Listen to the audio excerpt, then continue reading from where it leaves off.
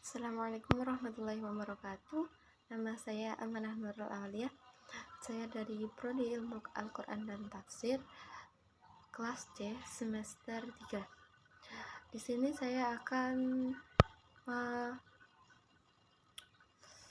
mengerjakan tugas dari Bapak Zainal Mutakin, yaitu membuat video rangkuman dari kelompok 1 sampai kelompok 5. Mata kuliah sejarah Al-Quran. Pembahasan pertama itu tentang sekilas tentang sejarah Islam di masa silam. Dalam catatan sejarah Islam sebelum abad ketiga, para ilmuwan menemukan bahwasannya bangsa Persia telah membangun negara perkotaan, yakni city-state, yang dalam hal ini para ilmuwan menganggap wilayah tersebut merupakan tempat kelahiran bangsa Semit. Istilah Semit mencakup Babilonia dan sekitarnya. Dulunya Nabi Ibrahim juga tinggal di kota Mekah. Terus kemudian bangsa yang berkuasa di kota Mekah yaitu bangsa Quraisy.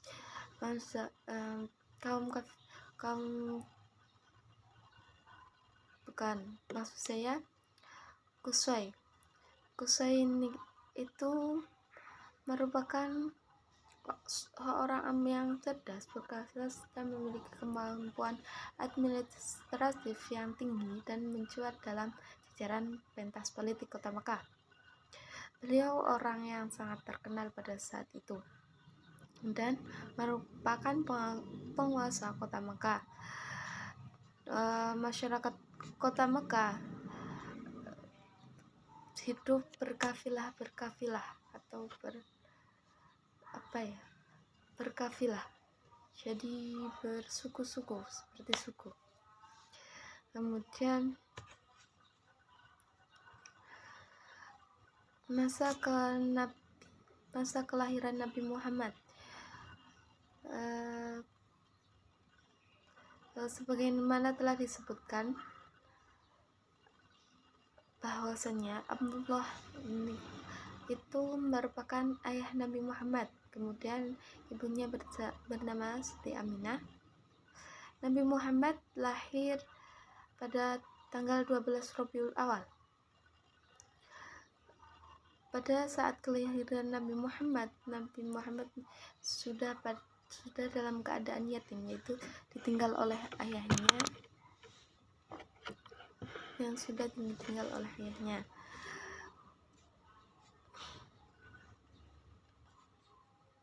Kemudian langsung kita ke wahyu pertama yang muncul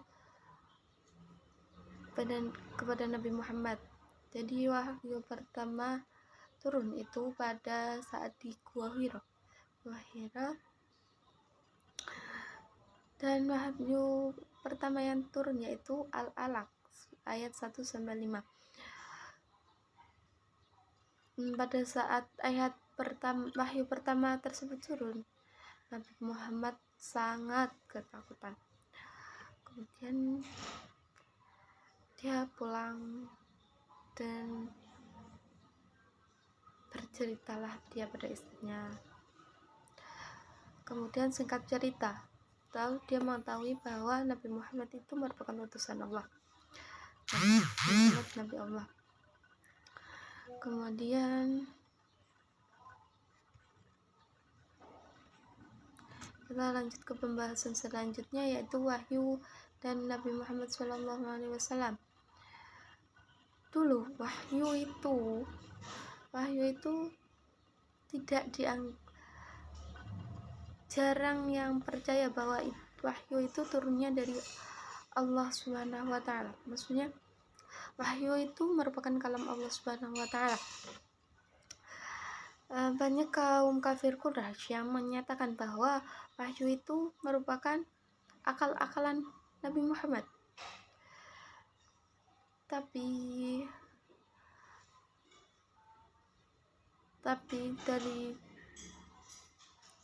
lalu Nabi Muhammad mengatakan bahwa kemudian seiring berjalannya waktu, akhirnya mereka meyakini bahwa wahyu itu turun merupakan kalam Allah. Kemudian wahyu sendiri, wahyu itu diperuntukkan untuk Nabi, tapi juga digunakan secara umum untuk melukiskan bentuk komunikasi yang dijalin antara sesama manusia dengan Tuhan, makhluknya dengan Tuhan, yaitu para nabi dan Tuhan. Objek utama wahyu di dalam Al-Quran adalah Nabi Muhammad sendiri, bahwa wahyu yang diterima Nabi Muhammad memiliki asal-usul ilahiyah. Kemudian kandungan wahyu yang diterima Nabi Muhammad dilukiskan dengan berbagai cara di dalam Al-Quran.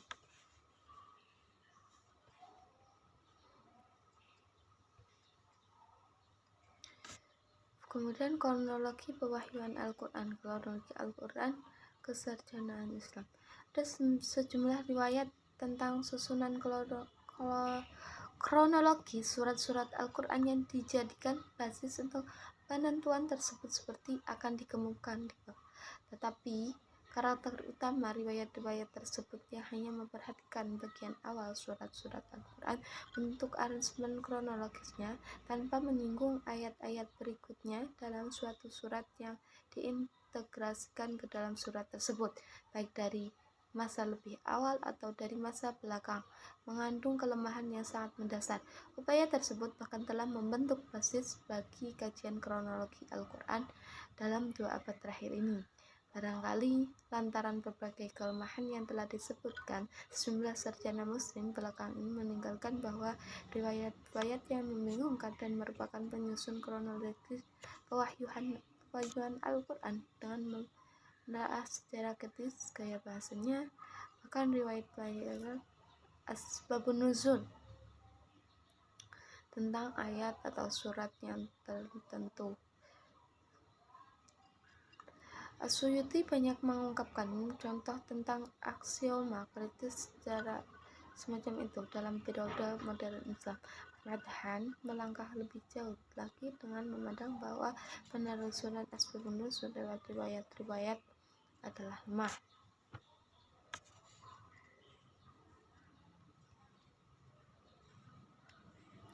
Memungkinkan pengajaran Al-Quran.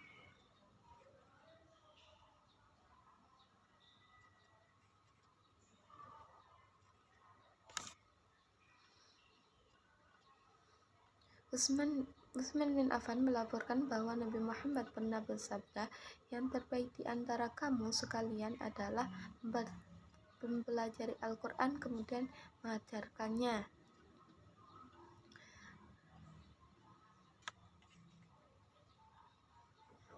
Dan masih banyak lagi riwayat-riwayat tentang hadiah belajar, mengajar, dan membaca Al-Quran. Itu cuma salah satunya. Kemudian pembahasan selanjutnya